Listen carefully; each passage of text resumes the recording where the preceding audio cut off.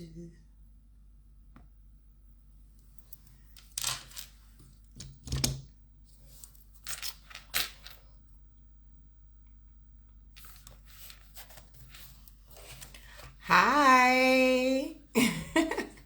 Hi, Remy. Hello. Thumbs up if you can see me and hear me. Hi, Ava. Hi, Eva. Hello. Greetings, Gladys. All right. I see Kome has joined. I see Richard. Yay. Welcome, welcome, welcome. As they say, I'll wait for a few more seconds to wait for others to join. How's everyone doing? How's everyone doing, Shop? Good. Thumbs up. Good, good, good. All right. I see KDXL, Double XL has joined. Hey. I see Ugo has joined. Hey, hey. Welcome, welcome, welcome, welcome, welcome. We're going to kick things off shortly. Thumbs up, Gladys. Good, good, good. Okay. Hi. My office is changing every day. Yeah. You know, I like to change things up. Never keep them, what's the word? How do they say it? Never keep them, you have to keep them on their toes. How do they say it? Anyways, welcome, welcome to my space. Welcome to today's edition of the Memeduma Spotlights, the Black Achievers edition. My name is Memeduma, as I said. If you're new to this space, welcome. I am a Canadian MC, event host, and voice artist residing in the lovely city of Calgary. You know what? Let's do something different today. Yes, don't ever let them know your next move. That's it. That's it. Hi, Henry. Hi, Taze. Yay. Keep them guessing. That's it. You know what? I know people are like tuning in from like different locations. Hi, Tolu. Welcome. If it's not too much to ask, can I ask you guys, hey, Shomid, if it's not too much to ask, do you guys mind putting like what city or where you guys are located? Hi, Alice. Welcome. If you guys don't mind, do you want to just put in the comments where you guys are like streaming from so I know and give you guys a shout out? I see Calgary in the house. Woo woo. I see Calgary. Where else? Where are people residing from? Calgary. All right. That's 2 for 2. Hey, Henry from Calgary. Woo! My Calgary peeps. Hey. All right. I see we have New York. Why are you like this, Tis? Why? Someone is streaming from my village. Well done, no? Come here. It says your house in Calgary. Good job. Well done. Well done. Well done. I see London in the house. I see. Now, I know you're not streaming from Nigeria, Mr. Richard, but okay. Welcome. Okay. So, jokes aside, if you're new to this space, again, I said my name is Memeduma. I'm an event host, voice artist, and MC. I reside in Calgary. And the essence of this is that, you know, in North America, it's Black History Month. And I have been doing a series. And if you haven't watched, please make sure you can catch the other 2 episodes. I've had Lola Banjo of Sylvan Riley. I've had the legendary LD. And basically, I'm just spotlighting some amazing people that are doing amazing things, who happen to be people of color or Black descent. And I figured, you know what, I know these cool people. Let's bring them on and let's just kind of have a lovely chat with them just to engage and just highlight what they're doing and just the mark that they're making in the Black space. So that's what we're here for. So I see Isaleko. Miss J Banks, welcome. Dr. CCCU. Make sure you say where you're streaming from. I see Ekuwa. I think that's Ekini. Hey! All right. So my guest today is very special to me. And obviously, you guys are going to have to give her a shout out because she usually does not do things like this. So I had to sweet talk her into coming on live today. So obviously, you know, I feel special because she's doing this today. And she's my girl. She's my friend. I've known her for, I don't even know if I want to say how long because then I'll not be aging myself. But She is an amazing filmmaker. She's a writer, she's a producer, and she works, or not works, she's a co founder of one of the fastest growing media production companies in Lagos, Sauce Productions. Shout out to Sauce Productions. And I figured, you know what, let me bring her on here. She has some amazing projects that she's worked on, and I want her to come on and let's have a chat. So, you're streaming from, I see Gigi there. Hi, Gigi. I see Dear Banjo. Hey, where are you guys streaming from? Let me know, let me know, let me know, let me know. While we're waiting for our girl to join. Yes. Okay. Oh, fun story. As we're waiting for her to join the live. This is my little Ankara outfit that I'm wearing. So you know how Google Pictures will send code photos to like remind you on this day, such and such and such and such and such. Send me a reminder that, oh, I wore this very same outfit today exact, February 15th, 2018, to the Black Panther the Black Panther movie like debut. And I was like, oh my god, that is so like great, because you know what? Black Panther, I don't know how where you guys were in the world though, but I know Sha in like North America, it was like a whole monumentous like occasion. They were like people dressed in their outfits. I was not the only one. Plenty of us were there with our ashwebi, is what I would call it. All of us came, and I was just like, wow, this Black History Month, it just reminds me of that. So first of all, 2018 is like how many years ago? Hi, Shayo. Sorry, apologize. Let me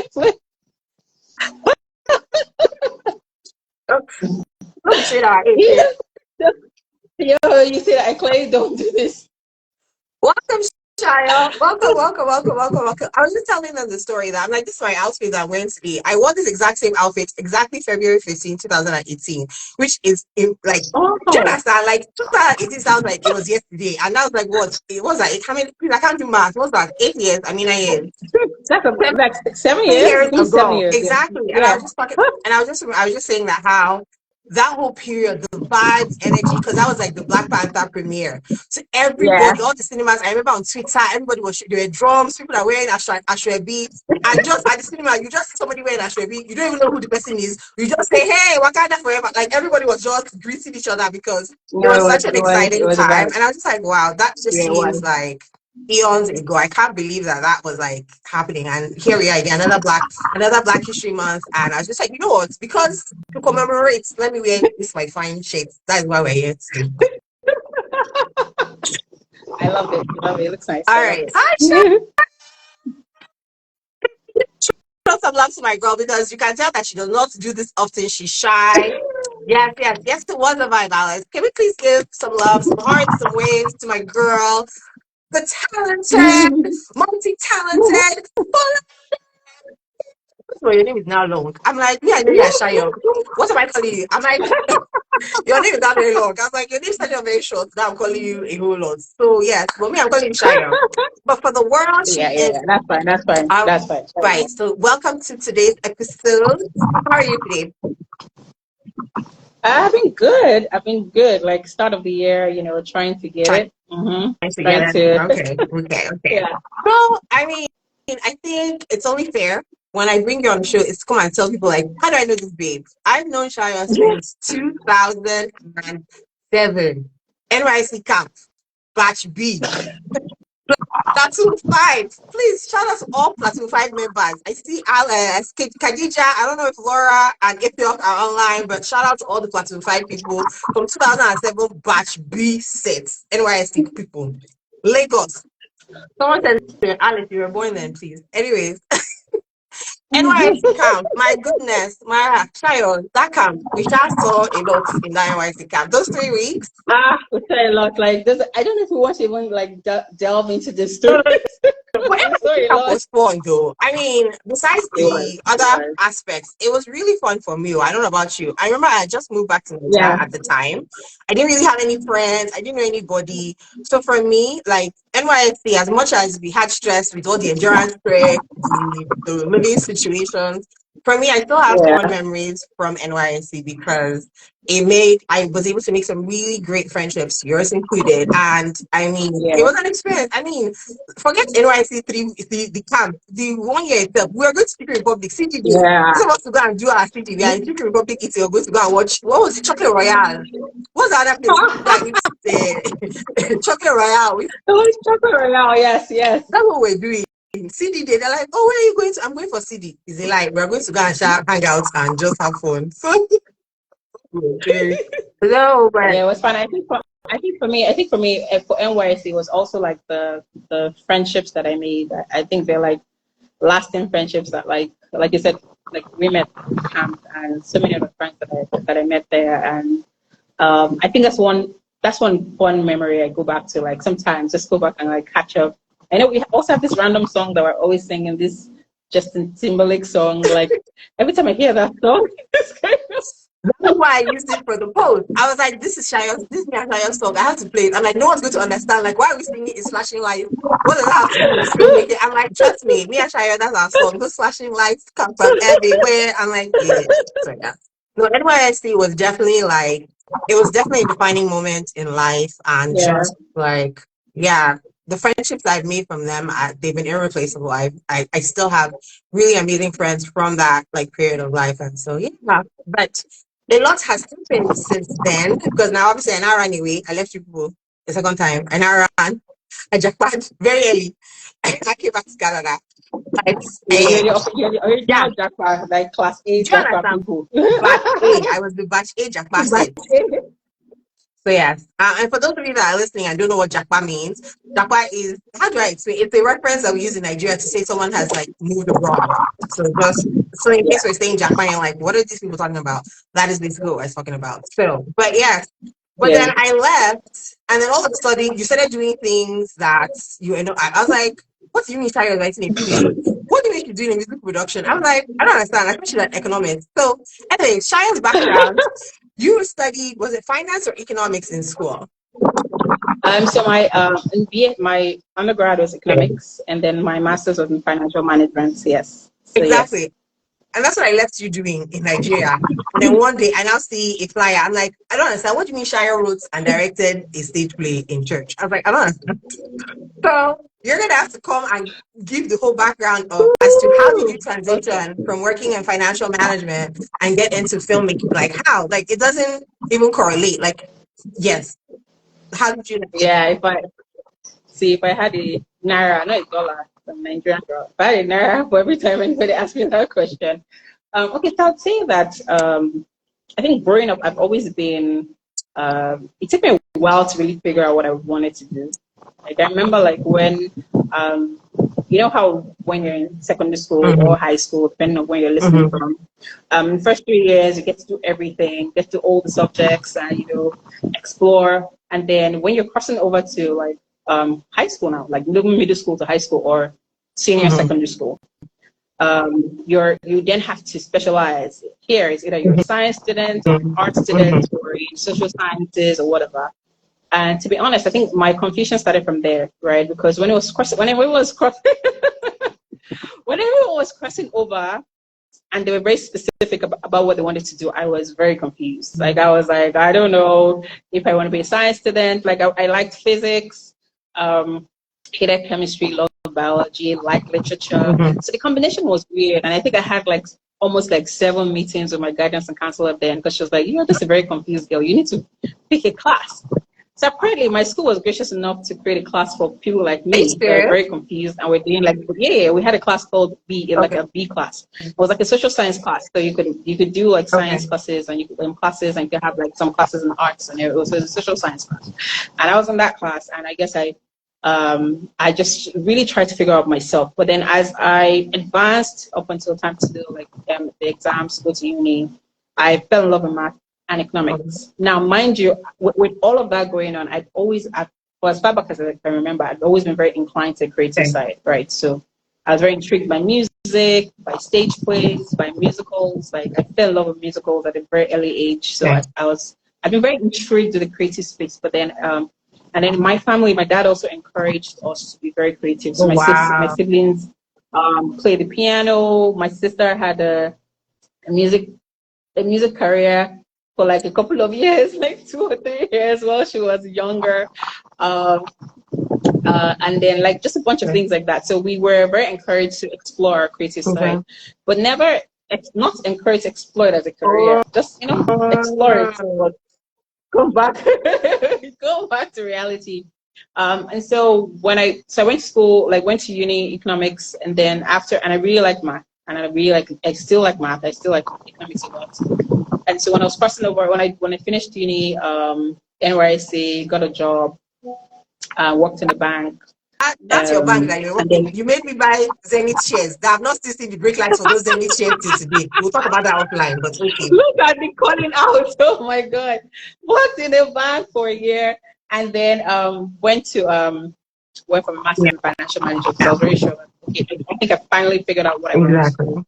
And then when I came back from my master's rather, I went to investment banking. Exactly. So just like the That's what I next left line you. of things. Investment banking. Yes, What am I doing? yeah, and it was perfect because I enjoyed it, and it was a combination of things that I actually loved doing. So I was like, oh, okay, this is really great. But I'd say that the my creative side actually haunted me now, to be honest, because Awesome. and it was a very God thing. It was a very, very God thing. So I got to realize at a certain point in time that, there's stuff that you're good at, and then there's your purpose. Like we're good at a lot of things, right? And but then everybody is called to be for specific things. Like when God created you, created you with a purpose. Absolutely. So I would say that I won't take the creative industry hunted me. I'll say my purpose like kind of hunted me down. Because I remember when I was in investment banking and I really enjoyed it, but then I met someone actually like transformed my life completely. It was my church at the time, Pastor Yudi. And he was talking to me about like purpose, and he got us to read this Purpose Driven Life book. And I started reading the book and started like understanding like God calling and all of these things, and opening my mind to these things. Whilst that was going on, I said I was in church, and my church then I used to go to TPH. They just kind of set up a small like a youth. They set up like a youth church per se called Waterbrook. And at Waterbrook, I really enjoyed church there because it was just like exciting. We always come together, and it just made serving God really fun. Of course. And so the thing when I got there, I noticed that so the pastor was encouraging everybody one day that join a unit, do something, encourage everybody. Like it's a small church, everyone has to like all hands on deck type situation. So typically, a lot of times when I join, like when I go into groups or to this church or not. Otherwise, I would be inclined towards a music angle, right? So maybe join a choir or something. But this time I was like, it'd be nice to. So so what I was talking was like, you can also join the drama group. There's a drama unit, and you can join. And also, I then said, what do you? After so I raised up my hand. I was like, I would like to join it. So I told you before the step, so I'd like to join the drama unit. That's fine. He was like, that's okay. And then whilst he was doing the announcement, he was like, there was a lady that came earlier that asked me if she wanted to join the drama unit. So I raised up my hand like, yeah, it's me. And I said, please, can you stand up? I was like, yeah. And I he was like, okay, so everyone that wants to join the drama unit, sign up with her because she's now the new head of the drama.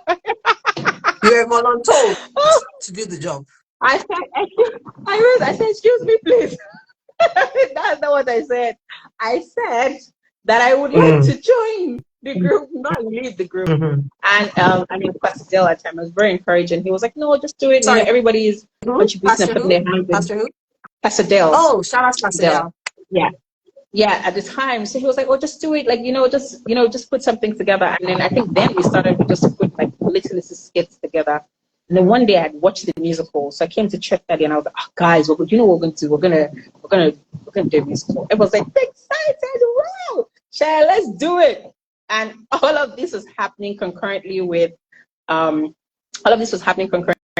like me reading the purpose book and being very intentional, like praying to God for clarity about what I'm doing and all of that. So we just started this thing. I for the first time in my life I put together a script. And I was like, God, I've gone to tell everybody that I'm going to write a musical. I've never done this before. Like, what are you going to do? And then I remember very clearly sorry, this conversation, I mean, sorry, you guys, I'm a Jesus girl, so I heard Jesus a lot. Don't be angry. So one night I was sleeping and I woke up and I could hear a song playing in my mind, Wow. right? Like a song, like literally playing in my mind. And it was weird because I thought I thought my phone turned on the radio. So I woke up and I was looking around trying to like Mm. where's that coming from? And then I realized what was happening. So I took my phone and I recorded like what I was hearing. Oh, It was wow. that simple. I Seriously. literally, yeah, I recorded what I was hearing on my phone. And then I woke up in the next morning. My first play I ever read was Hosea. It was the story of Hosea, the prophet that God said should marry a Oh, prostitute. Yeah. So when I wrote that, when I heard that song, when I woke up in the morning, I just got a conviction in my spirit that that's the first song for the musical. So I wrote a scene around the song, the opening scene around so that song. when you So say I you took it wrote to a rehearsal. song, are you talking just the lyrics, or you're talking lyrics, melody, everything? Lyrics, melody, everything. So I would sing it to the instrumentalist, and then they would play it. Oh, Because then wow. at the time I didn't know how to write like music or anything. So I would literally sing it. I have lyrics, and then I would literally sing it, and then they would like, okay, so this is what it sounds like, and they would kind of play it on an instrument and that. So that was the first thing I did. So I got the song, I played the song, I read the script, and it was like, oh, this is a fantastic opening song. The scene is, but where's the rest of it? I'm like, there's no rest. Let's just we'll, it will come as we go along. And to be honest, for the first play, it was like that. I never had one script together. It just came to me like over a course of You're a period, and kidding. I had my complete script.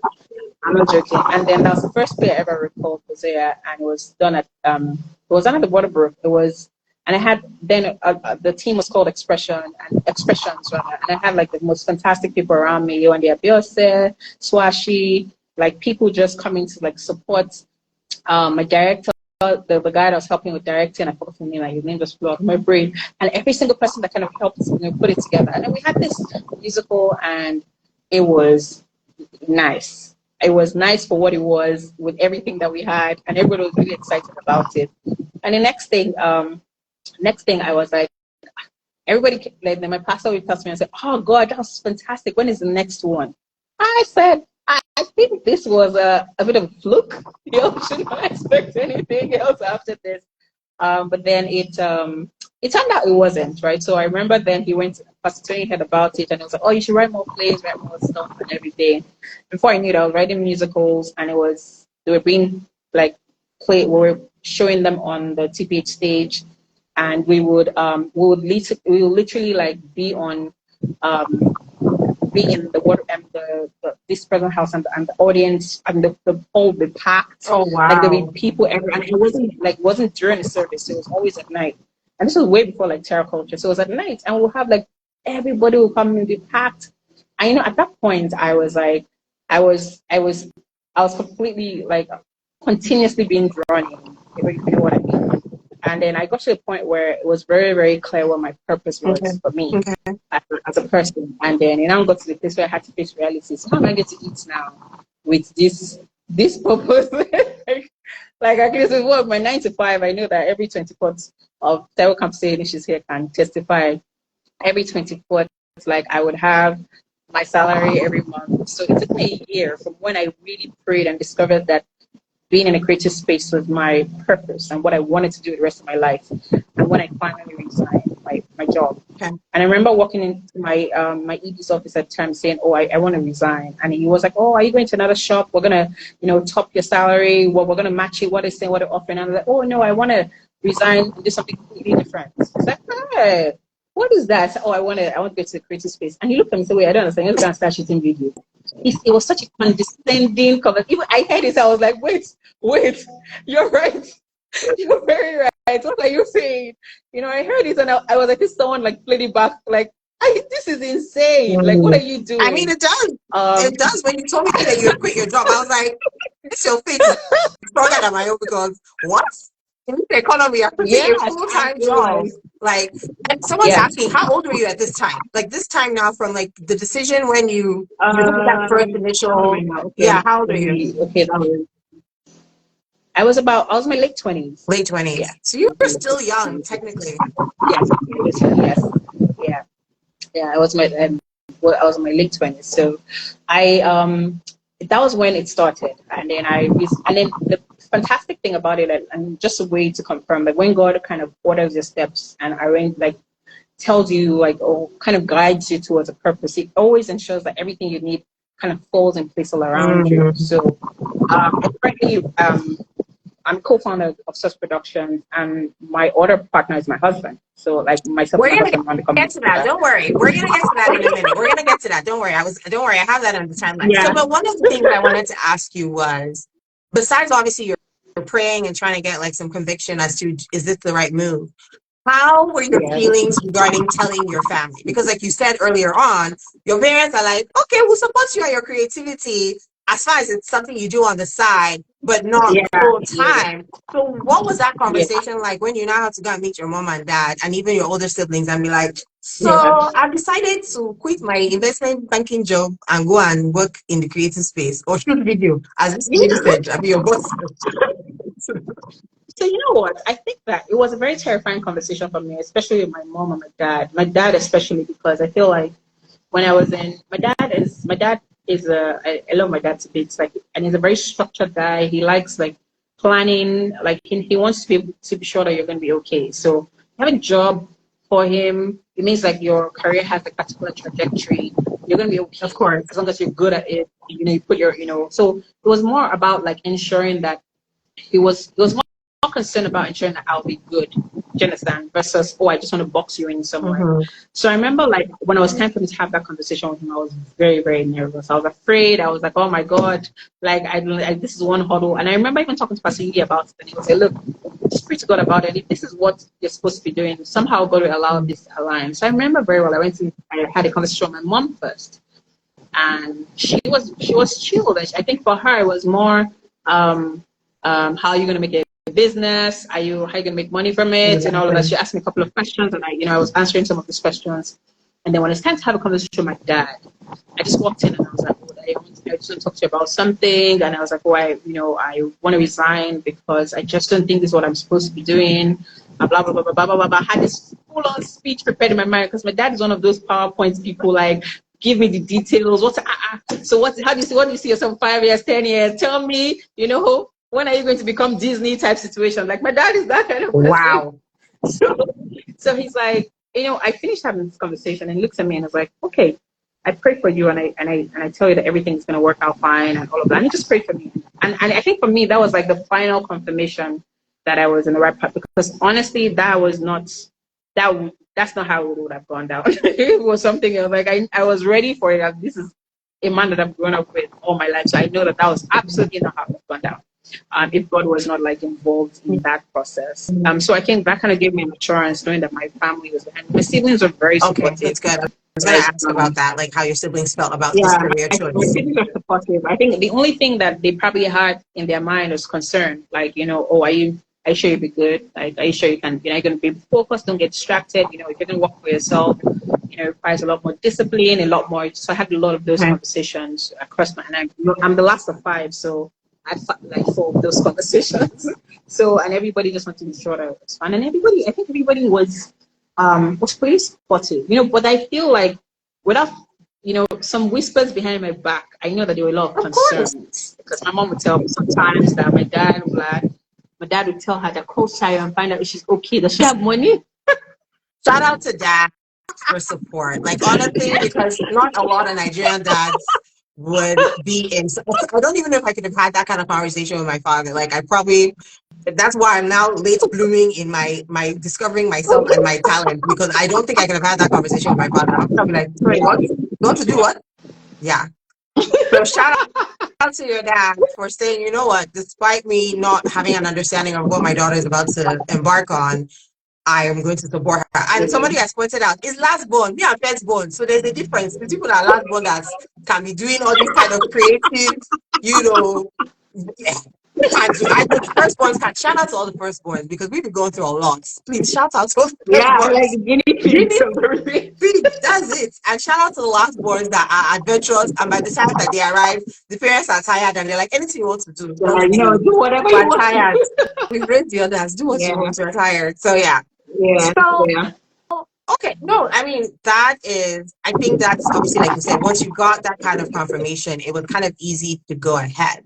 But I mean, I have to ask though, like, there had to have been moments of fear because, okay, even before you resigned, because now you're saying that now you're beginning to do plays on a larger scale than what you thought.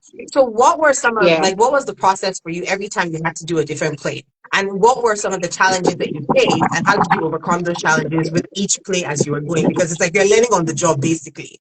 Yeah, yeah. I think that was the biggest challenge, right? So I am like much like I would say maybe not anymore because then I've gone for a couple of classes and stuff. I was a self-taught creative, self-taught creative, right? So I had to figure everything out. I had to try to learn from people. Because when I started writing musicals, for example, I didn't know how to write music. I just had the lyrics, I had the melody, I had to sing it to the instrumentalist, and then I had to hear what they were playing to be sure that, okay, this is what I want. So it was a very kind of very DIY guerrilla type process. But then I think that with every one that I did, it kind of evolved, right? It evolved gradually. The process got easier. I became less afraid. I'm always afraid when I work now, even up until this moment. When I was embarked on a project, I have massive fear, like failure. Like I'm going normal. I think that's normal. I think that's normal. Yeah, but then I think a lot of times I just go ahead and I do it afraid, 100%, because I'm very sure that that's what I'm supposed to be doing. So I just go ahead and just do it afraid. Yeah, it got easier. It got easier with I learned from people that were in that space, and I think that when I resigned, I think I had to also, because it was one thing to know that I was supposed to be in creative space. It was another thing to figure out what part of that space I was supposed to be in. Because creative is wide. Am I a writer? Am I a musician? Am I a what? Am I what? Like, there was a lot of things like going on in my mind. There were a lot of things going on in my mind at the time. So I had to kind of double down and think like, what do I really want to do? And I was like, look, what I want to do is tell stories. I just want to tell stories, like whatever way or form. Either I'm telling stories for brands in form of commercials, or telling their stories in form of documentaries, or I'm telling scripted stories across TV series or films, or I just want to, create some brazen, ridiculous reality show that tells one weird kind of story. But then I knew that ultimately what I wanted to do was tell stories. Absolutely. And so that was a very good foundation for me. And I was like, okay, now let's build on that. How do I want to tell stories? What kind of stories do I want to tell? Like, what do I want to be known for? Like, do I just want to do anything? So at the point it was, there were like a lot of questions and all. But I'm grateful for the fact that I didn't go on a journey by myself. I think that was very helpful, and then so I was able to create this company with my dance partner, and we were able to just evolve. And the first thing, my first job, I'd never forget my first job, like my first official job. So, funny story, I resigned December 2013 officially from my work. And I can never forget this. And so 2014, January, you know how January is, I had my resolution. Yes. I'm going to be a billionaire by the end of 2014. I'm going to make it big. My name is going to be splashed in the lights. Flashing lights. Flashing lights. So I can remember I had all the proposals and everything written. And I can never forget we usually used to get paid on the 24th of January. 24th of every month.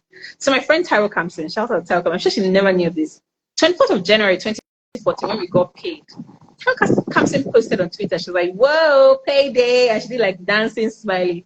And I think that was the first day it hit me. I didn't get any alerts. I said, blood of Jesus, I'm about to be broke. What did I do? Girl. So I was like, it really helped. I think that I can never forget that tweet because it was like well to my spirit. I said, I can't be broke. I got up, I started sending proposals, and the first job I ever got was someone that had seen my play. At the time, he was the CEO of Lafarge at the time, and he reached out to me. He reached out to me. He was like, "Oh, I watched one of the plays that you did. I thought it was fantastic. It was very creative. We're trying to do a bunch of HSC videos, health and safety videos for our drivers. And we noticed that all the videos we've done in the past, they never watch it because it's boring. So I'd like to invite you to come and meet my communication team, come and create like fun videos that they would actually like to watch." Oh my God. That was my first job. Like a major brand. The CEO called me. It was my first job. I'd never done anything like that before. Wow. So I'm like, oh, I'm researching, I'm learning. But then luckily I had my partner went to New York Film School. So it was really like solid in terms of like creative process and what we had to do. But then I had to sit and come up with like concepts and process. And we went ahead and pitched the idea of, okay, maybe your drivers would enjoy it better if it's a reenactment and they are the ones in the videos. People like to watch themselves, right? So they want to see how it went.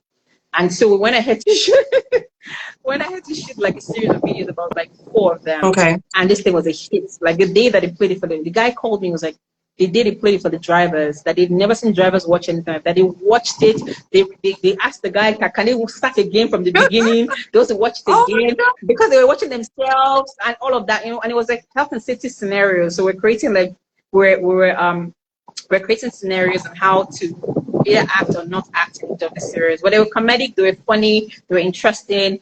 And so that was it. Like, we did the job for Lafarge, got my first paycheck as a creative, and I was over the moon. I was like, yo,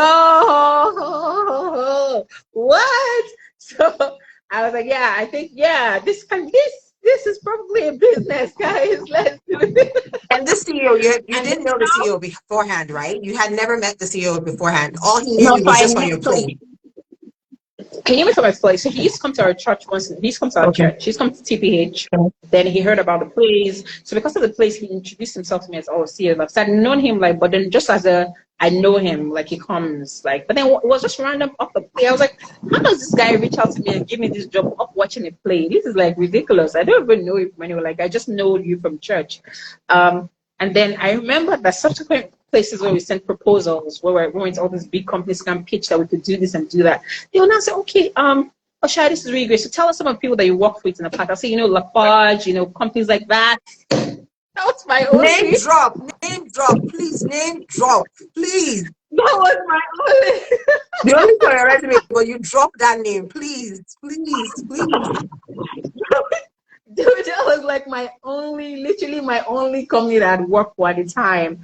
And we went on to like do projects for companies like IFC, the World Bank, Oando, FCMB, Stanbic, and we just like creating like content across board. And it just became this thing. Like our portfolio just grew. I grew in terms of understanding like the process of creating, learning. I had to go do some learning.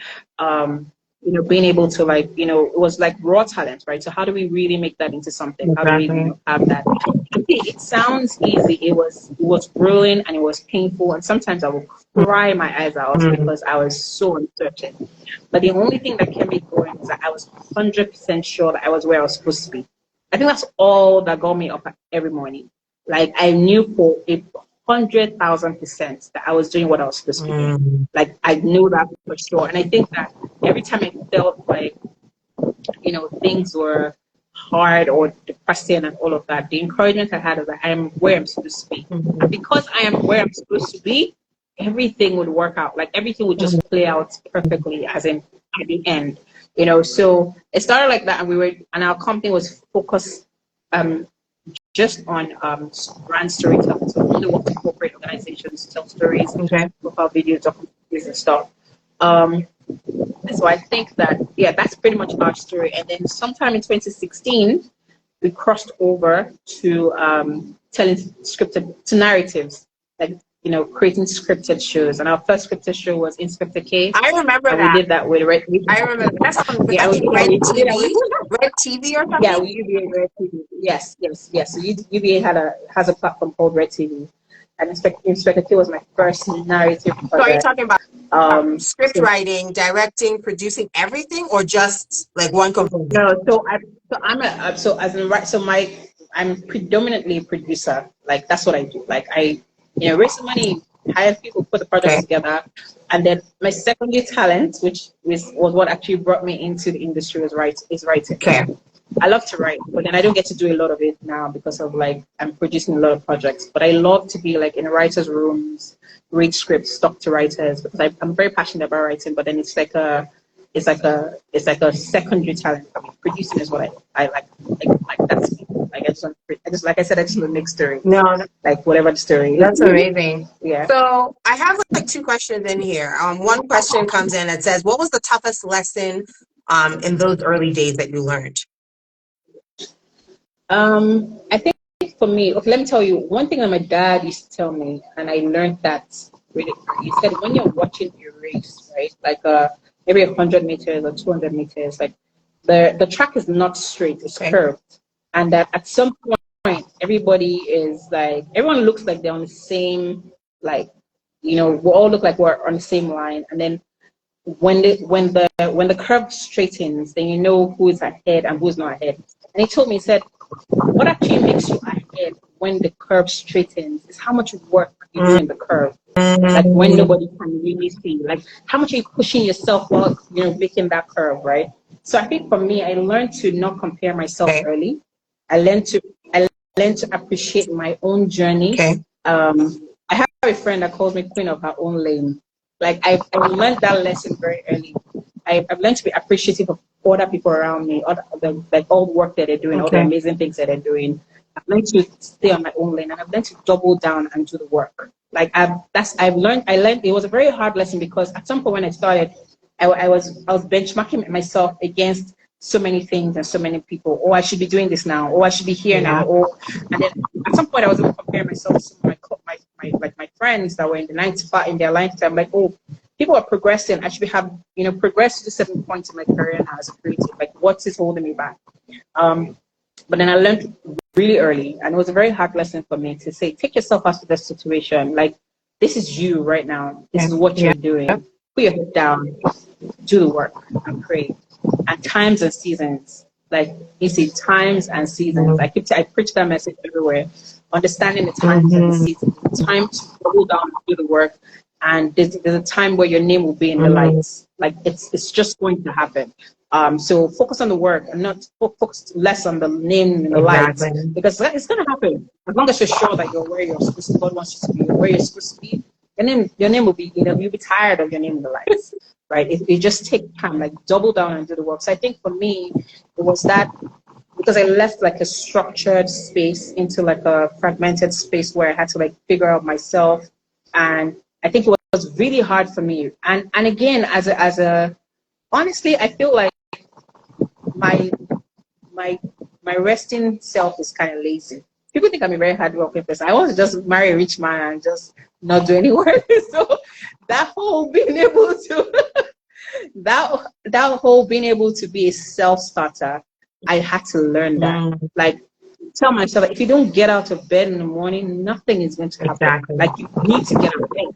You need to do the work. Like, it's very painful, especially if it's not in your it's not who you are. There are people that are easy, like leadership, being a self-starter, discipline comes to them like that. There's some of us that in the name of Jesus. You said very well. Girl, I'm with you. So being able to push yourself, like, know that, you tell yourself every morning, like, serious affirmations on the wall, on the ceiling, in the bathroom. So anywhere that your energy stops, you look and you see another one and walk and keep going. Keep going. Don't stop. So that, I think that's another thing, being a self-starter, being able to just push myself when nobody else was pushing me. Because when you're working for yourself, it's all you, right? It's all you. You're the one that's going to make it happen. Exactly. You're not going to wait for, some manna to fall from heaven. If you don't get out of bed and, put yourself out there, that's the only way it's going to happen. So I learned the hard way to be a self-starter. Like I said, I had to be a self-starter, and I had to learn to do the work in the curve, so that when the lanes straighten out, like, I actually shine, like I actually come out, and that's two like hard lessons that I had to learn. And then that money is not everything. It's a lie, but I had to learn. I mean, we need money. Let's not kid ourselves. Money is essential. That's right. That's why I say it's a lie. It's like a half truth. But then I guess, like, being able to be content and live within your means. So that as an entrepreneur, even if you're not a creative, right? We all know how sporadic revenues are. Sometimes you have a lot of money, other times it doesn't work. So being able to say, look, okay, this season I have a lot, right? I have to plan for the season that I would not have, because I'm sure for sure. there'll be some there'll be some time there, and it's a very, I tell people to work for yourself is a very lonely road. It's one of the most rewarding things you do, because when you start to see the results, like it's people just come and start to celebrate you and like, oh my God, that was amazing. But when you sit down by yourself, you know that, man, God, oh God, you tried. We made this thing, it's like a lot. It's like it takes a lot from you. So that's some of the lessons that I learned. No, that's really good. And you said sometimes it can be a lonely road. How did you deal with that, or how did you manage that season where you were feeling that, like, was it that you had your family, you had your friends, so why was that journey a little bit lonely? Is it that you think people didn't understand what you were going through, or? Yeah, I think a lot of times, like especially when you're trying to build something, right? No one else can really understand what is going on. Like no matter, like I've had times when things have been tough, like in terms of like just struggling to build things or make things happen, and then people that love me, like genuinely love me, these are not haters. They're like, yo, Shayo, you know that if you're going to 95 right now, you're going to be a rock star, girl. And they're not saying it because like they hate you or anything. It's just like, you've tried.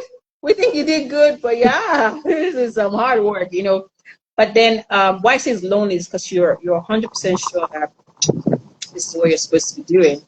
And there are just times that you have to go through this season. It's like you're the only one that understands. And honestly, I used to tell people that if you're an entrepreneur and you don't know God, I don't know how you're doing it all, because a lot of times where I am like sitting down and I am praying and I am just crying to God and having conversations about clarity. What am I doing? What is the next step?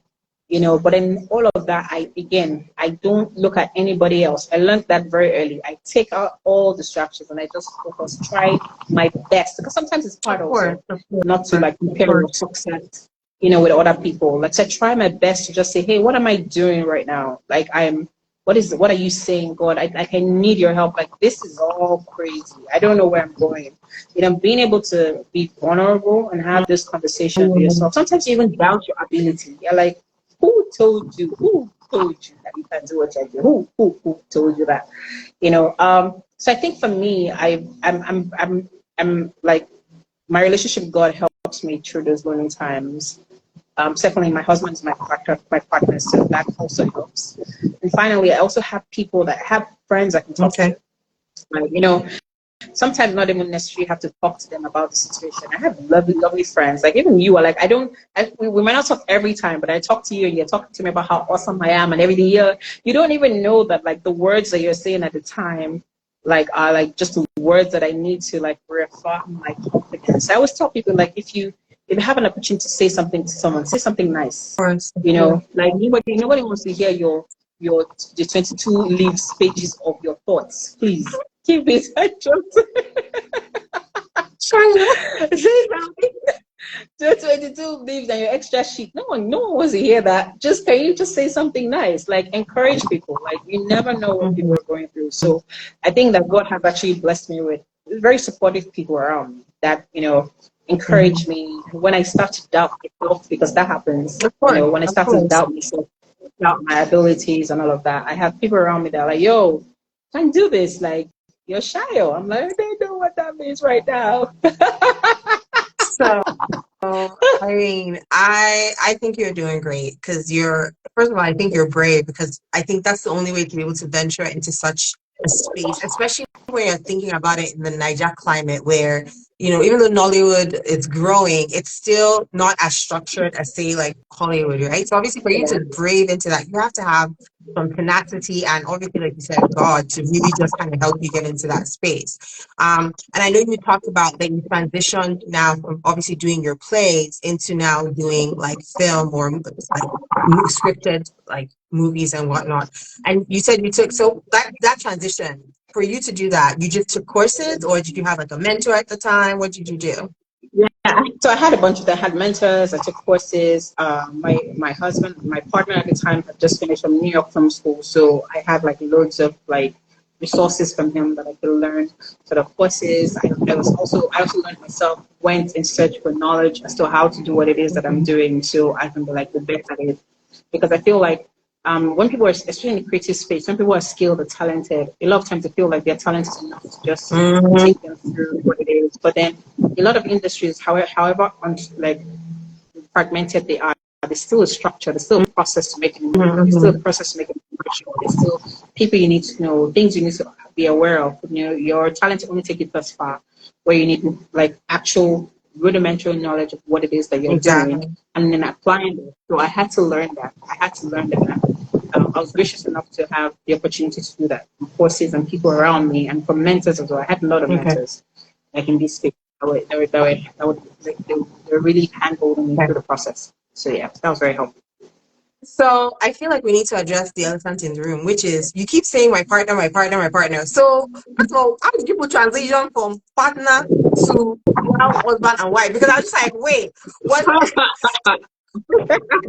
Get down, because I was like, I don't understand where this guy come from. I was like, Shayo, who's this man?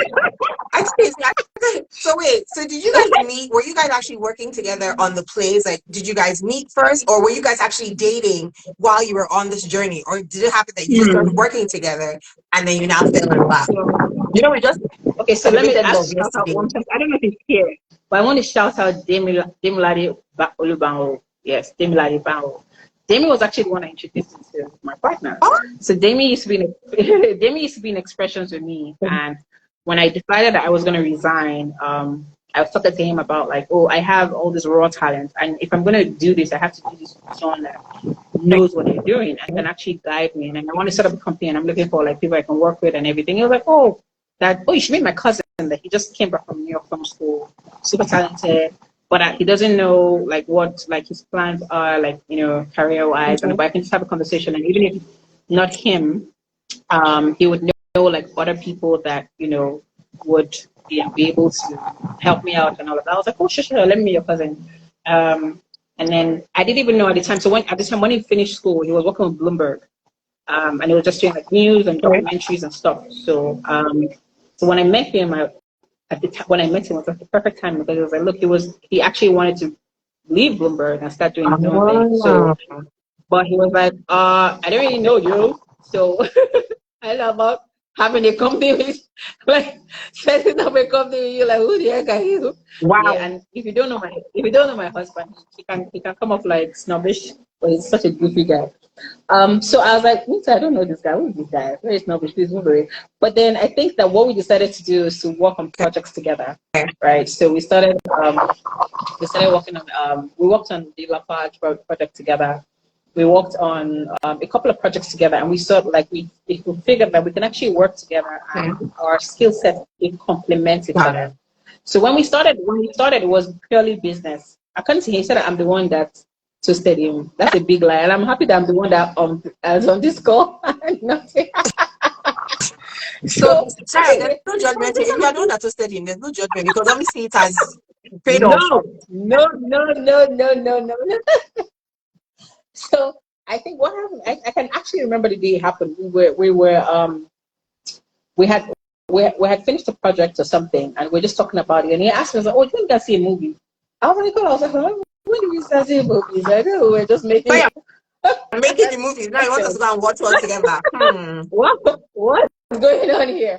Well, okay, then that was actually then, like, at the point we worked on a bunch of projects together. We had grown a very good friendship, and so we saw the movie, and we started hanging out. We started having conversations that were not work related conversations. Conversations. So I said we listen casually. We listen casually. So yeah, we had the so I think it was such a very seamless transition, because I feel like at some point, like when because I'm very old school, I don't like to assume that I think we're now dating. You have to ask me, like, can you be my, excuse me? You know, yes, yes. Yeah. So he did ask. So I think yes. So one time he was like, "Oh, we're talking and all of that," and I was like, "Please, oh, there are a lot of blurred lines in this conversation. Like we're talking this, we're talking work. There has to be some clarity." And he was like, "Oh, So you want me to like official? I said, yes. There's no assumption here. You have to be Yeah. clear. So and he did ask, and he did ask, and it was like, yo, like, someone said market research. Yes, that was market research you guys were doing. So he did ask, and he asked, and I was like, oh, sure.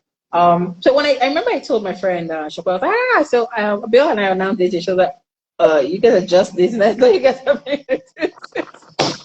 she realized, she's like, oh, Shai, you're the only one that Everybody didn't else. realize that you ain't not dating Abia.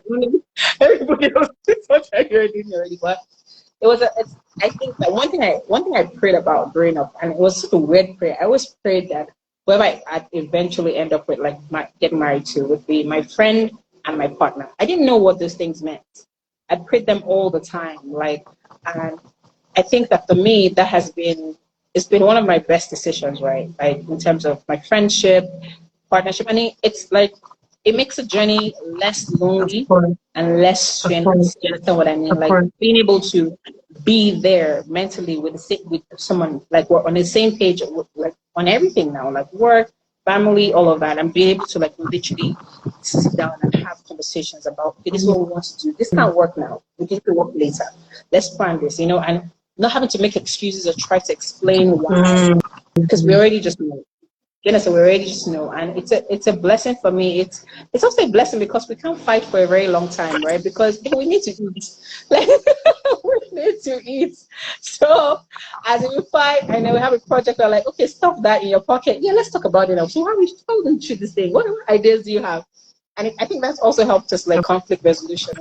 We can't linger on something for too long. Like there's too much at stake to like just dwell in this thing for such a long time. Let's move it along. But that being said, there are some things that cannot be moved along. You have to be soaked and marinated in it until you're satisfied.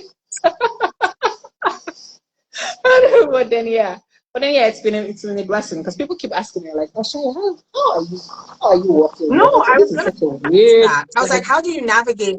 How do you have the wife hat versus the partner hat? Like, how are you able to, I guess, separate when necessary, or be able to be like, okay, I need to wear my hat of wife, or no, I need to wear my hat Yeah. of business partner. Like, how have you been able? What have been the challenges, or how have you managed that? I think one thing that has really helped in our business is that my husband and I do different things in the business. What does he So that's do, very and what do important. you do? So I'm a producer, right? So I'm like I'm big on pre-production, and I work throughout projects. Right? My husband is a director. He's a creative director, and he's a director. So he's in the course of he's in the technical bits while they're filming, working with the cinematographer, all of that. So even though our roles overlap, but then the fact that we're doing different things kind of helps. Because I feel like if we're doing the same thing, or if we were like in the same field, or in the same space, that would be very hard. But so now I think that our skill sets actually complement, because I'm thinking about, okay, I want to do this thing. Do you think it's possible when it's time to film? And he's like, oh, this works. Why don't you try this instead? And I'm like, oh, why don't you guys can do this thing cheaper if we go this direction? So we're like I said, it's like overlaps, but then they're different in terms of what they actually are. So that helps. But again, I think that we've had difficult times where like conversations have overlapped in terms of, okay, do I wear my wife hat here, or do I wear my business partner hat here? And honestly, that has taken practice, because sometimes I'm talking as a wife and it's like, oh, Shai, this is business. You can't like take the emotions out. Or sometimes I'm talking as a partner in my marriage, and it's like, yo, this is not the office. Like, this is something else. And I've had to like learn to navigate that over the years, I think. Like, so that it has taken practice, and quite frankly, the Holy Spirit to just help me to know exactly what to do and to save the time. And I know that at some point I was like, I'm surprised. I'm like, I'm not tired. You know how when you fight with someone and you're like, at least I'm going to the office. I'm not going to see him in the next 8 hours.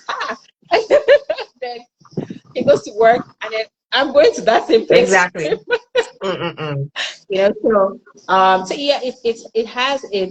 I'm not gonna lie. It has some negative, like not negatives. It has some like pain points.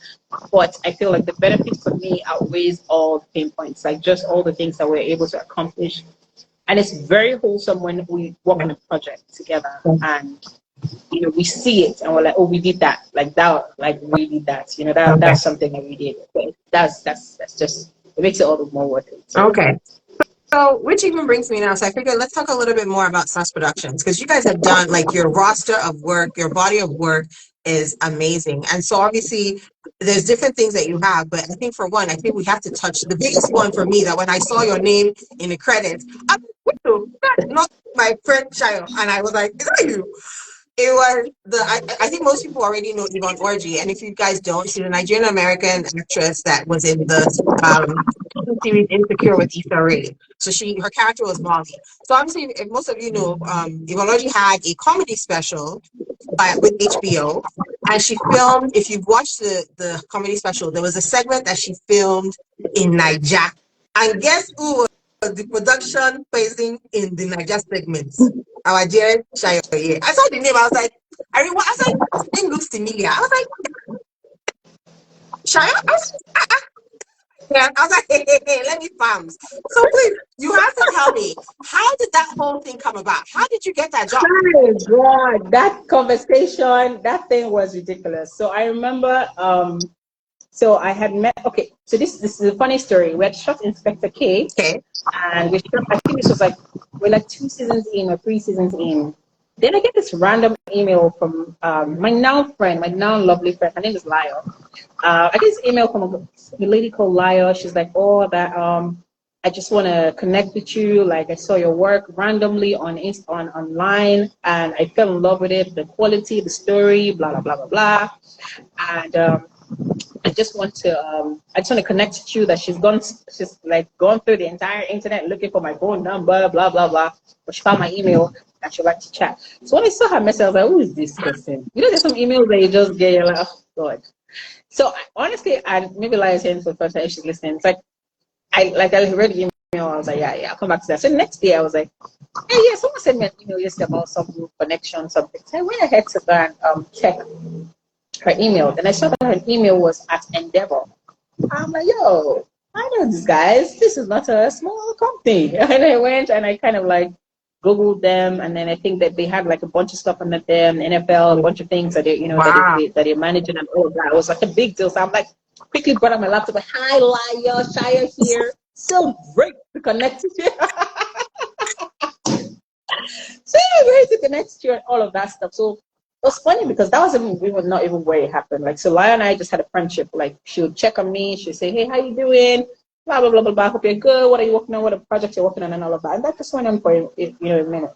One random day, Alaya sends me a message that says, hey, I was somewhere where a conversation was happening, and they're like, we need someone that can do this thing. And I'm like, I know the perfect person. She's great. She can do it. She's going to kill it. So they're going to give you a call. I've told them this. I've given you a number. They're going to give you a call. So I'm like, okay, sure. She didn't go into details. She just sent me a message. She didn't tell me what it was, for who, whatever. I'm chilling on a regular day. I don't remember what day this is. I'm just chilling, and I get my phone rings, and I hear this accent. I said, hey, they finally found me. I'm blown. But I didn't even know what it was. I was just like, oh, hi, this is Shia. Hi, blah, blah, blah. I was like, hi, Shia, how you doing? My name is blah, blah, blah, blah, blah. This is his name. I was like, oh, great, nice to meet you. Like, how can I help you? He was like, oh, you come highly recommended. We've heard about you. We have checked out your work, blah, blah, blah. I said, okay. Yeah. So he said, okay, so we're working on a HBO special. See, they lost me at HBO. So it was a rap. I'm a monk. Sign me up. What do you want to sign? What? You know, everything, I'm not even lying. Everything he said after that, I had my mouth open like, what did you just say? What was that? You know, I was completely lost. I was just like, so like he finished, he was like, oh yeah, so I know that was a lot, so I'm just going to send you an email, you know, all the details. I'm like, yeah, please. And it was like that, and it was a conversation, and I was an on-site producer, so I had to do some groundwork before the team came. So I did all the groundwork, and I passed on information, got to talk to a bunch of people, also learned a lot from that process as well, and it was fantastic. You know, funny thing. Shia? Uh-oh. The first person to send me the screenshot. She sent me a screenshot like, and put a big green circle around it, like, yo, what? It was a wrap. Like when she sent me this, because obviously I knew that they were going to give me credit. Obviously I worked on it, right? But then seeing the credits like in a HBO special for me was just like, wow, this is like mind blowing. Like I can't believe it. So I saw that she sent me the link and I was super excited and I got a lot of calls on my friends seeing it and I posted it and everybody like started reaching out, what? Yeah, blah blah blah blah, talking about it and everything. And so it was just another one of those God situations for me. But honestly I didn't go looking for it. It was something that I did online that she saw, that she loved it, she connected with me. And when she happened to be in a room where a conversation was being had, and when they said, hey, do you have any recommendations? My name was dropped. So I think it's also a prayer I pray for myself and my friends and anybody in business, that when the conversations around you happen, like in rooms where people you're speak not your there, name on your that behalf. people will speak your name on your behalf. It's a big blessing. It really is. Someone will say, I will keep my chest and I vouch for this girl, she's gonna kill it. Like, and then it's a blessing. Like it just means like it's a different kind of flex. It really, no, Different it really is though. It really is. Like I think people don't understand the power of having your name. And I like you said, it's a prayer that even I myself have prayed. I'm just like, okay, God, I pray that you will have people, you send people that will go into rooms that I have no access to, and that they will mention my names in front of people. And I think this is a prime example because, like you said, you'd never met her before. She literally just saw your work. And I think if anything, that's a big lesson and a big takeaway from myself as well. And I'm sure for people that are watching this, is that just keep doing your work. And like you have said, you've always just kind of focused on what you're doing, focus on your lane, keep doing the work. And you might not see your name in the flashing lights yet, but if your work, if it's good, if it's quality, it will speak for you. And that's basically what has happened. This your story now was literally your work speaking, but not even just this, even the Lafarge thing, right? Because who would have thought that coming to see you at a play would lead to like a multinational like brand, like, you know what I mean? So it's the same thing with this whole Yvonne Orji HBO special as well. It's like you're doing your work, you're minding your business, just doing your work and asking God to just bless the hands of your work. And literally someone saw you, she kept you in mind. She could have easily connected with you and easily forgot, but she literally remembered you, vouch for you, put her name out there and say, I can vouch for this person. And that's how this, and I think that is like amazing. I mean, keep doing the work and just keep praying that people will speak your names in rooms that you don't have access to. And so that's amazing, Shayo. And I know that that's not the only project that you're working on. I saw on your IG page, you have an original series with Showmax that's called Princess on a Hill. So first of all, I don't know what the diaspora, how are we going to watch it? Because I don't understand. We don't have Showmax in Canada. I don't think they have it in the US. Sorry, guys. Sorry. Showmax only shows in Africa. Sorry. No. You have to change that. I mean, you have to change. I'm serious. You have to change that because we want to support.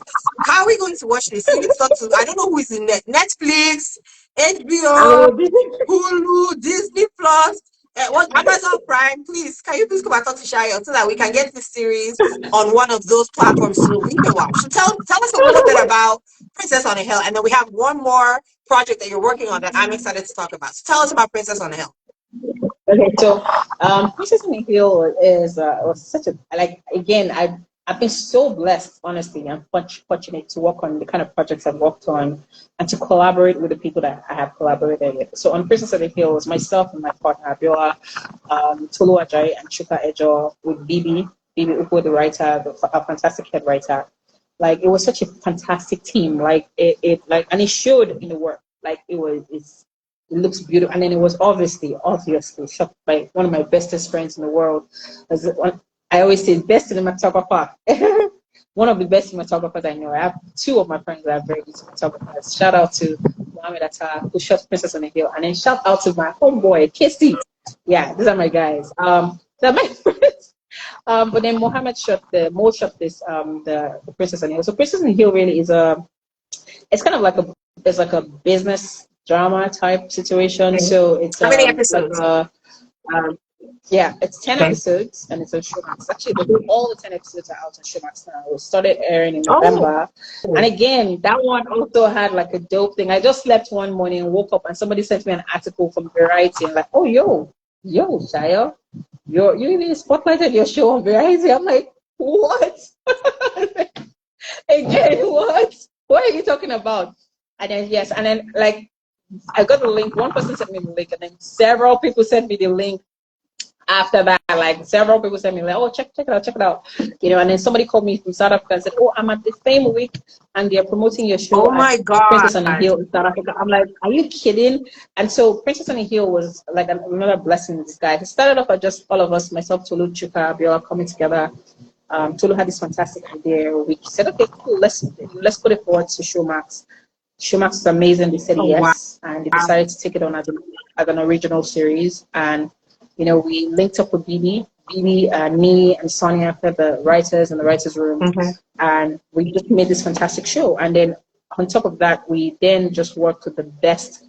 And then we're auditioning for people, and we just auditioned Oye for the role of Zara, which is the lead role. She absolutely killed it. Like, and then when we were actually filming, flawless performance. Like she was just on point, and then everything came together. Like everyone that has watched the show that talks about it, like, oh, you know, whereas like, oh, it's a fantastic show, best in Jensen, blah blah blah, all kinds of good accolades, and everyone's like, I've never like people worked perfectly together.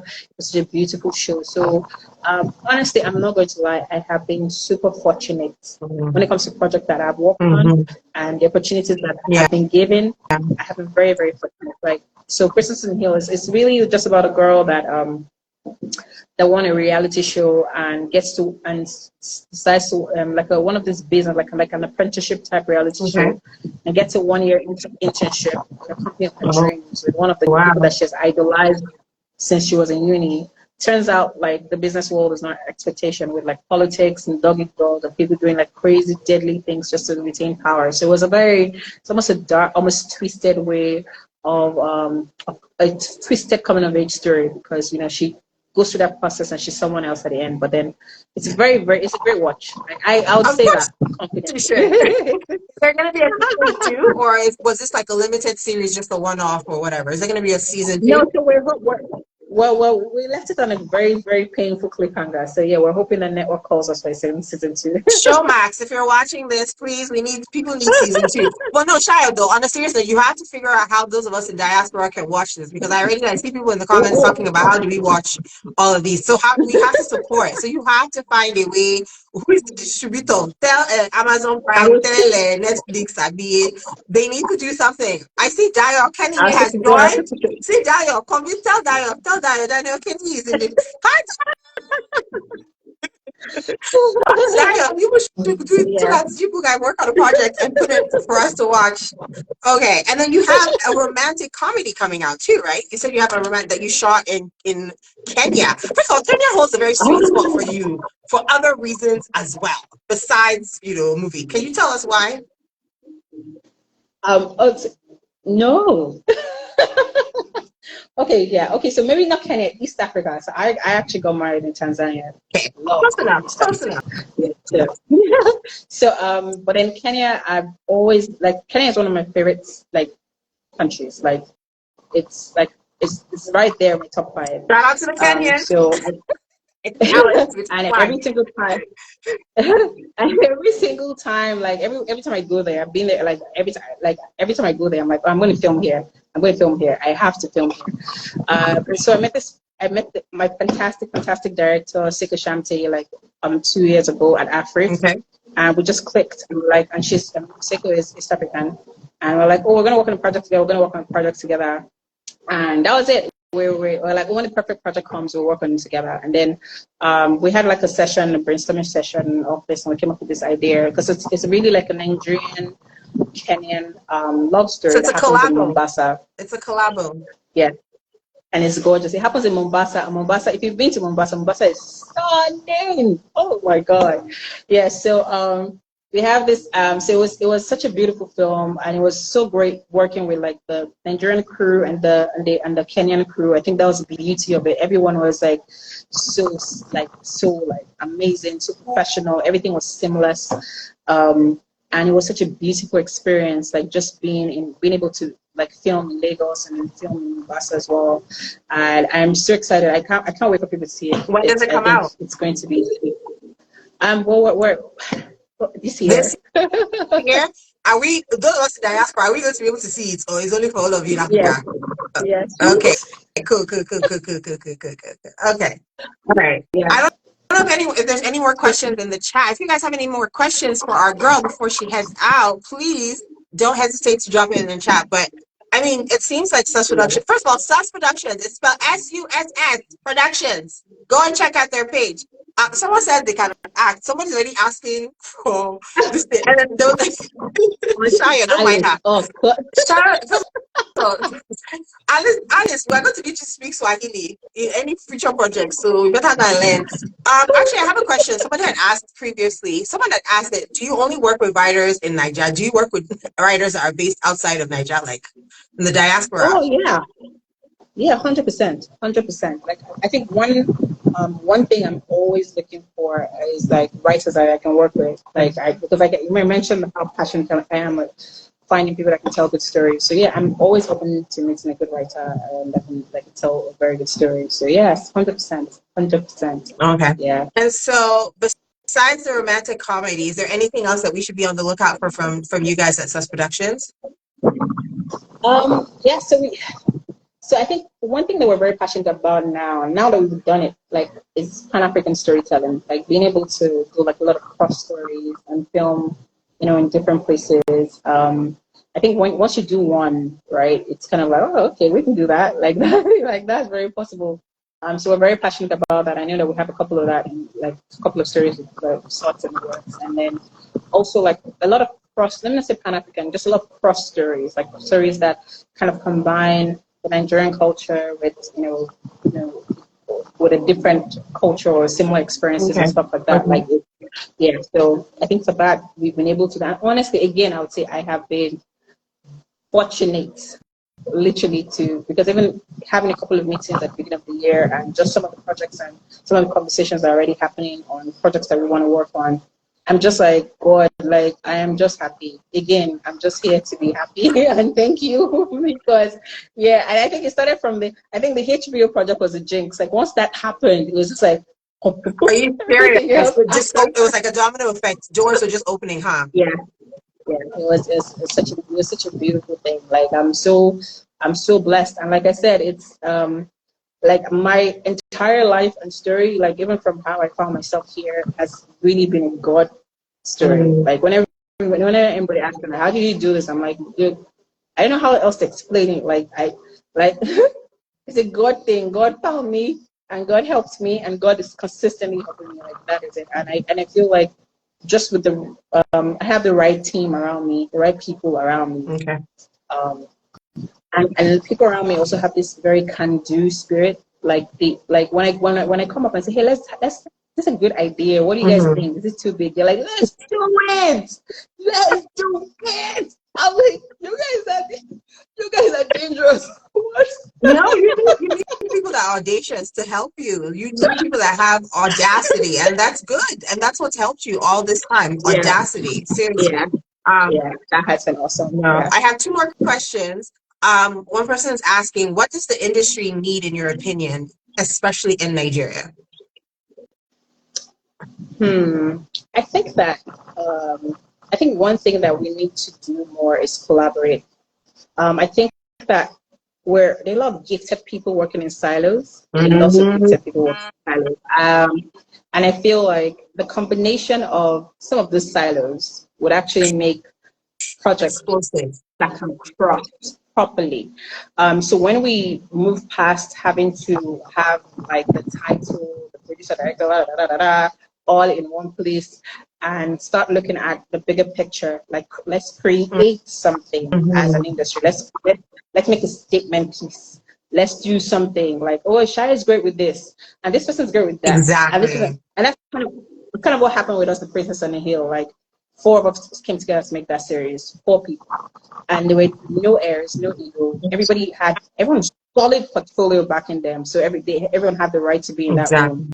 But all of that was dropped out at the door. And we sat down there in the writers' room for a whole week, like just conceptualizing, just thinking about the concepts. Like locked ourselves up in the room, thinking about just the concept alone, and the fact that we're able to just be there all together and pick up each other's brains with the head writer, with the writers, and no one was there just like, this is my project. It was like, this is our project, this is our thing. When I tell a business story, it's very different. So I feel like one thing we need is collaboration, right? It's like, yeah, it's like drops. Like at the moment, it's like drops, and there's no impact when it drops. Like, I understand, but then when it comes, like you, like a tsunami, like you feel it, because now that's a bunch of smart people backing a project. So I feel like we need to do that, where people come together and say, "Hey, you have this story. I would like to work on it. I'll put this part. I'll give you this part of this. I'm very good at this. I'm very good at VFX. I'm a great director. I'm a great storyteller. You know, how about we use this gaffer? We tell the story. Oh, this is not, you know," and everybody comes together and we create things, and then we start to see things. We start to see project as our project, and it's no competition, no errors, and we know that okay, everything that we're making is to better the industry. So they move the I's and then put the us, the we. This is our thing. Like, so when people are talking about projects from Nigeria, I'm like, yeah, man, Nigerian project. Woo-hoo. Even though I know that maybe they're like flaws and things in there, but I'm like, oh, like 100% in, like all in, like let's do this. So for me, I feel like collaboration was super helpful for us, being able to collaborate. Like, and then I also think that taking time. Like, I know how it is as a producer. When you get money, you want to do the project quickly and get your returns very quickly. And sometimes investors are on you like, hey, I gave you money yesterday. Where's my money? Like, hey, just give it yesterday. You calm down.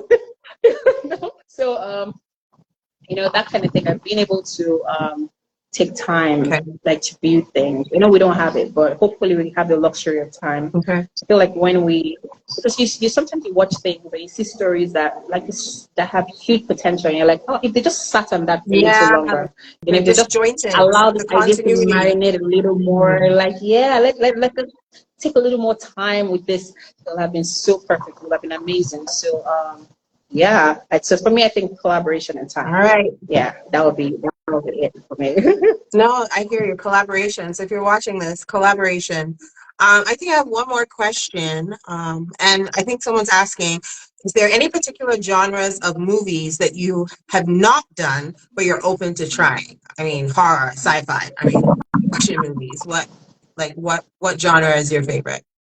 I think I'll definitely like to do like I think I've definitely done drama. I've done romantic comedy. I'm a rom-com head, so everything. I've seen everything. Like The Holiday, Nothing Hill. Like, oh, I'm like all the way from there up till now. So I really love like romantic comedies. However, I would definitely like to try action, specifically kung fu. I like it. Okay.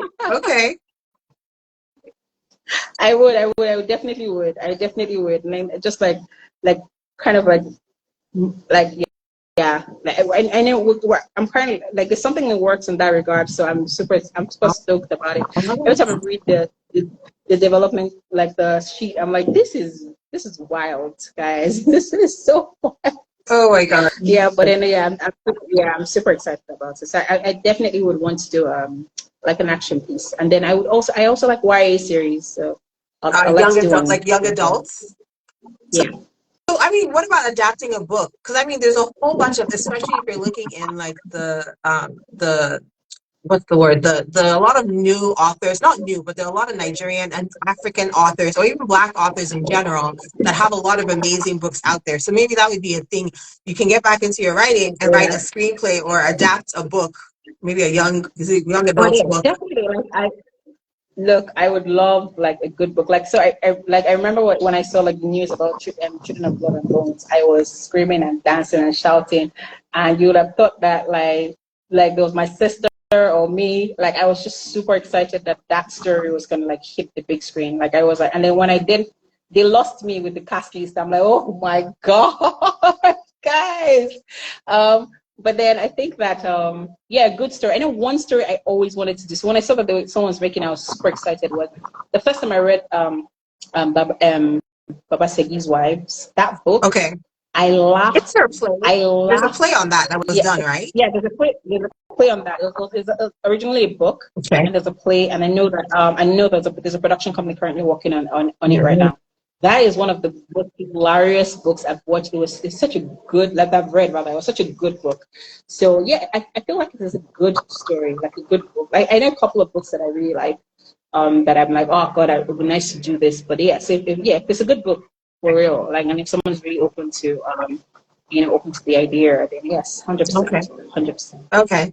I think one question I always like to think about is, for you right now, obviously in this stage of your career, is there any actor or even a director besides your husband, obviously, that you would love to work with? If you had the opportunity, what's like, if they just said pick the person and the person will come and work for you, and then that both for an actor and the director, who would you pick? Besides, we know your husband is obviously number Hey one. God! Your husband number one, but if you need someone to come and assist him No, on no, no, no, no, no, no, no, no, no. You don't understand. Wow, like that is like man, that's like the people that I love, like that I love to watch. Daryl Kinney is here. I yes, like now I'll Daryl be Kinney telling you, you actually. can. I'll work with Daryl Kinney 100%. Yes, Shout out to yes. Daya. Shaya has told But you yeah, she'll yeah. work with you, so do something. I really like Viola Davis. I'm a big fan of her work. I love Benedict Cumberbatch. I think that he's a fantastic actor, like I fantastic love him. actor. I absolutely adore Ralph Fiennes. Like these are some Like like veteran, people that I actually like. veteran. Haha. Yes. And then hi for directors. I don't know. Like there are a bunch of them that I really like. Even for actors, like like this is on the spot. Like I have like a list of people that, like, oh, first of all my Nigerian people in Hollywood. Yes, everybody, like from Damson to Chiwetel to everybody like that is in that space for Nigeria. 100% yes. Like it will be like a complete dream come true. And then for directors, I think like I'm super open. Like there are too many on my list. Like there's so many directors that I think that will be open to working with. So many. So no idea what. Oh, I said oh my it's such God. a wild question. No one has ever asked me that. I can't even pick. I know. Anyways, I think those are all the questions that we've had in the chat. And I mean, can you just say Inspector K was kind of an action film? Yes, but she wants to do more on a bigger scale. Oh, but yes. No, but I mean, I'm excited. Obviously, you know me. I'm one of your biggest cheerleaders and anything that you're doing. But I will call you to order though. You need to tell us more. Like I'm like I should not be finding out random. I'm like you need to hype yourself. Honestly, no one's going to hype you more than you hype yourself. And I'm learning in this new Yeah. year. I understand that there's a time to be kind of like humble and whatever. But the thing is, you have to hype yourself. No one's going to be your biggest cheerleader than yourself. So I need you as your friend to tell me so that I will go and laugh it. I'm like, come on, see what my friend is doing. Like, you got. So I think we were talking about this. I think for me, it's a struggle for me, and it's something I'm learning. Being like very outspoken like that, especially on social media and talking about like my work and all of that stuff. It can be hard because I'm from that old last school of thought of this. Oh, be humble, let your work speak for you. But then I'm starting to understand that the climate that we're in It's now different. requires some level of, yeah, it's very different. It requires some level of visibility. So like I would say, I'm trying. Okay. I'll do my best. Do your best. Honestly, Do more of what, like, do more of my work and what I'm doing please out do. there. Like, I would try to say, oh, that is actually me. This is me. Yes, I did that. Yeah, that would be, No, please yeah. do. Because I mean, you're doing amazing stuff and we want to see it. We want to help promote it. We want to help talk about it.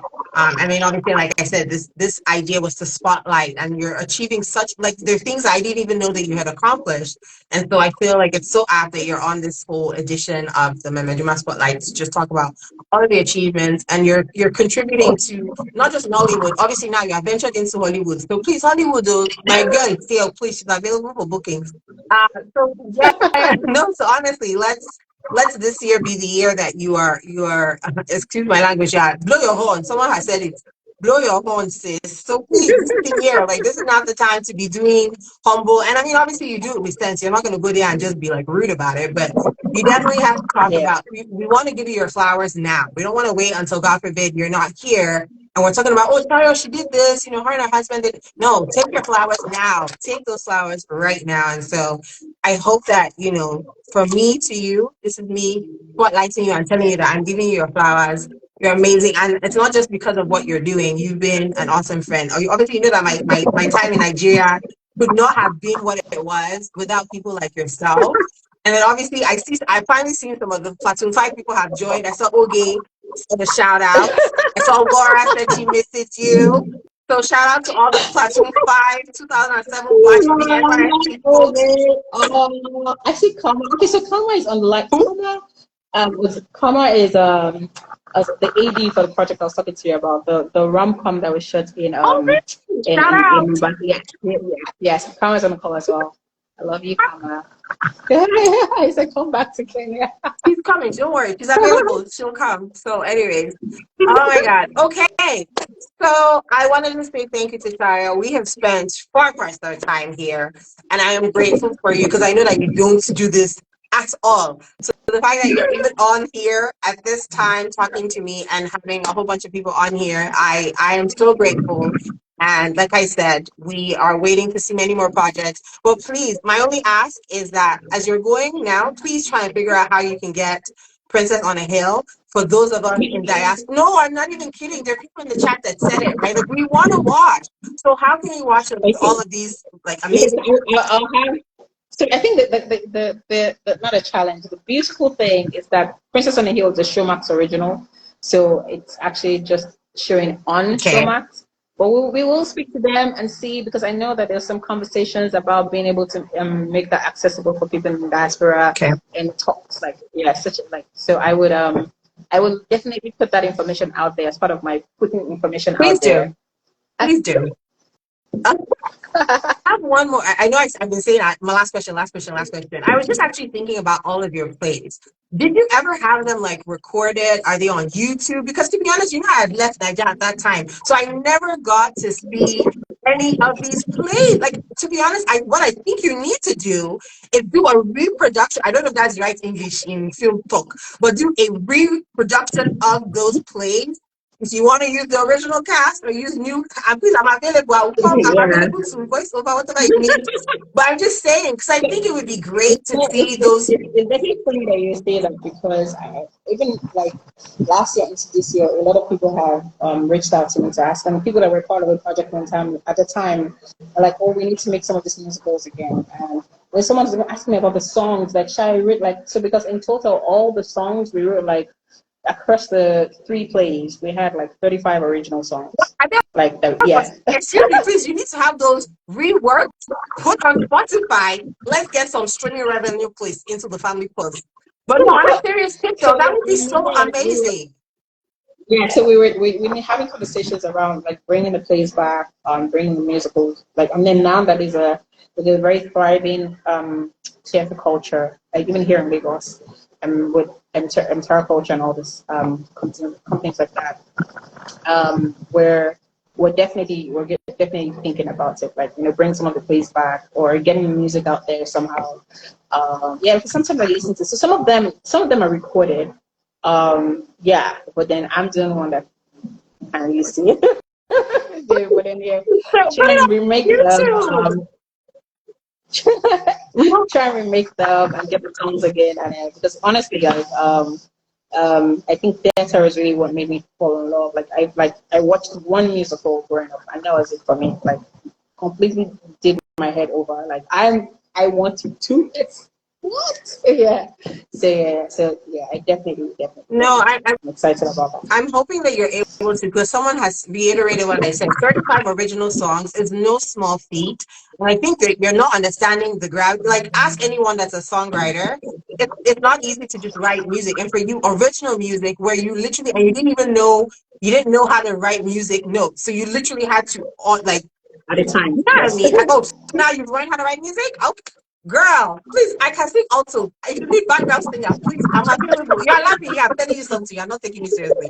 I honestly really think that you can get any of these musicians right now to kind of almost reenact the song and have them recorded as an album. I'm sure you've heard of that before. You've seen like concepts where exactly. I mean, even what's the other day I was listening to The Greatest Showman and whatchamacallit. I know that they have the original score from the movie, and then they had like other musicians come and do a remake or a re-imaging, whatever the English use of those songs. So I really hope that you're able to do that. Bring the musical plays back and put these 35 original songs on Apple Music and Spotify. Please do so.